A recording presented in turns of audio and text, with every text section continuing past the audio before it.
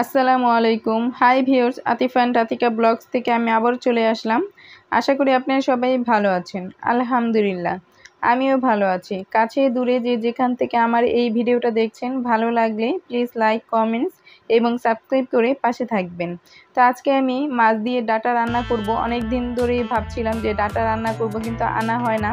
তো আমাদের বাড়ির পাশেই কিন্তু বাজার। তা আমার যেটা যখন মনে হয় সেটাই কিন্তু নিয়ে আসি। আমি নিজেই কিন্তু যাই বাজারে। অনেক সময় দেখা যায় যে আতিফার বাবা সময় পায় না, তো তখনই কিন্তু আমি যেয়ে নিয়ে আসি। আর এই যে ডাটা, এরপর আতিফার বাবা কিন্তু অনেক সবজিই খায় না, কিন্তু আমার কাছে কিন্তু খুবই ভালো লাগে যে ডাটা রান্না করব। আর ডাটার শাকগুলো কিন্তু শুটকি দিয়ে রান্না করব। তো এর সাথে কিন্তু 2টা আলু দিয়ে ডাটা শাক রান্না করলে শুটকি দিয়ে কীভাবে রান্না করবো সেগুলোই আপনাদের সাথে শেয়ার করব। তো ডাটাগুলো সবগুলো কিন্তু একদম ফ্রেশ, টাটকা, মাছগুলো কিন্তু টাটকা। তো ডাটাগুলো কেটে এই যে আমি কেটে নিয়েছি, এখন পানিতে সিদ্ধ করে নিব, কারণ ডাটার মধ্যে কিন্তু অনেক আয়রন থাকে। আর বেশি আয়রন কিন্তু আমাদের কিডনির জন্য সমস্যা। সিদ্ধ করে কিন্তু পানিটা ফেলে দিব, আর সিদ্ধ করলে কিন্তু তখনই বোঝা যায় পানিটা একদম কালো হয়ে যায়, এত আয়রন ডাটার মধ্যে। তো পানিটা ফেলে দিয়ে এরপর কিন্তু রান্না করব। তো এই যে আমি পানি দিয়ে এরপর এখন ঢেকে দিব। আর পানিটা যখন ফুটে আসবে তখনই কিন্তু এই ডাটার পানিটা কালো হয়ে যাবে আর আমি নামিয়ে ফেলবো। তো হাফ সিদ্ধ হলেই কিন্তু এই যে পানিটা কালো হয়ে গিয়েছে। এখন আমি ডাটাগুলো উঠিয়ে পানিটা ফেলে দিব আর রান্না করে নিব। তো তেলের সাথে কিছু পেঁয়াজ কুচি আমি হালকাভাবে ভেজে নিব। এরপর সামান্য পরিমাণে আদা, রসুন আর হলুদ মরিচের গুঁড়ো, ধনিয়া গুঁড়ো, স্বাদমতো লবণ আর একটু পানি দিয়ে মশলা কিন্তু আমি ভালোভাবে কষিয়ে নিয়েছি। এই যে এরপর কিন্তু আমি ডাটা আর আলুগুলো দিয়ে এখন মশলার সাথে নেড়েচেড়ে মিশিয়ে দিব আর কষিয়ে নিব। যেহেতু ডাটা আমার হাফ সিদ্ধ, তো তেমন একটা এখন কষানো লাগবে না। মশলা তো আমি ভালোভাবেই কষিয়েছি।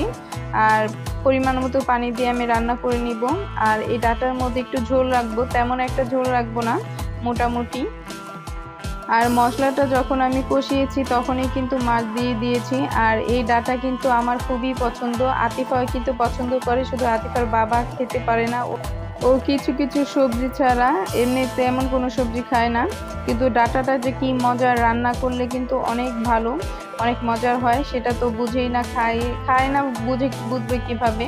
তো এই যে ডাটাটা প্রায় কষানো হয়ে গিয়েছে, এখন আমি এর মাঝে পানি দিয়ে দিব আর কিছু কাঁচামরিচ দিয়ে দিব।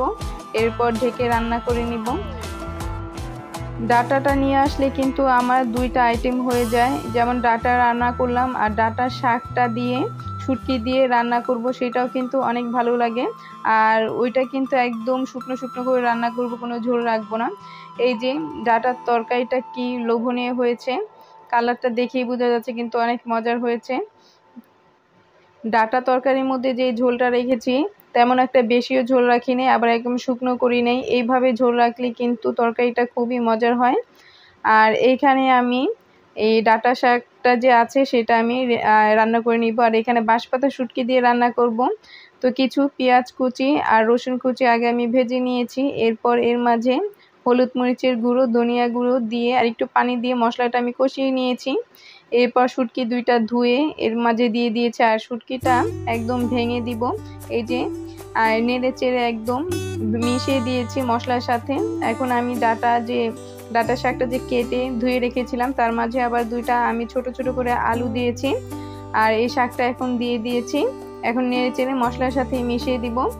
আর এই শাকটা শুটকি দিয়ে রান্না করে খুবই মজার হয়, যারা এভাবে খেয়েছেন তারা তো বুঝবেনই যে এইটার স্বাদটা কেমন হয়। আর যারা খান নাই তারা এভাবে খেয়ে দেখবেন রান্না করে একদিন। তো এর মাঝে কিন্তু আমি পানি দিব না, যে পানিটা বের হয়েছে চুলার আঁচটা কমিয়ে এরপর কিন্তু আমি রান্না করে নিব। এই আলুটা কিন্তু সিদ্ধ হয়ে যাবে, চুলার আঁচটা কমে আমি ঢেকে রাখবো, তাহলে কিন্তু একদম পানিটাও শুকিয়ে যাবে আর তরকারিটা কিন্তু আমার হয়ে যাবে। এইভাবে এই শাকটা রান্না করলে শুটকি দিয়ে খুবই ভালো হয়। আর এর মাঝে পানিটা যে বের হয়েছে সেটা দিয়ে আমার রান্নাটাও হয়ে গেল, পানিও দিতে হলো না। এই যে দেখতেই পাচ্ছেন একদম শুকনো শুকনো করে শুটকি দিয়ে রান্না করেছি, একটু ঝাল ঝাল করে। এইভাবে কিন্তু এই ডাটা শাকটা খুবই অনেক মজার হয়। যারা এখনো এইভাবে খাননি তারা খেয়ে দেখবেন। আর আজকে আমি যে টাটকা মাছ এনেছি তার মধ্যে থেকে কিছু ডিম বের হয়েছে, তো সেই ডিমটাই এখানে আমি ভুনা করব। তো এই যে তেলের সাথে কিছু পেঁয়াজ কুচি আমি হালকাভাবে ভেজে নিয়েছি।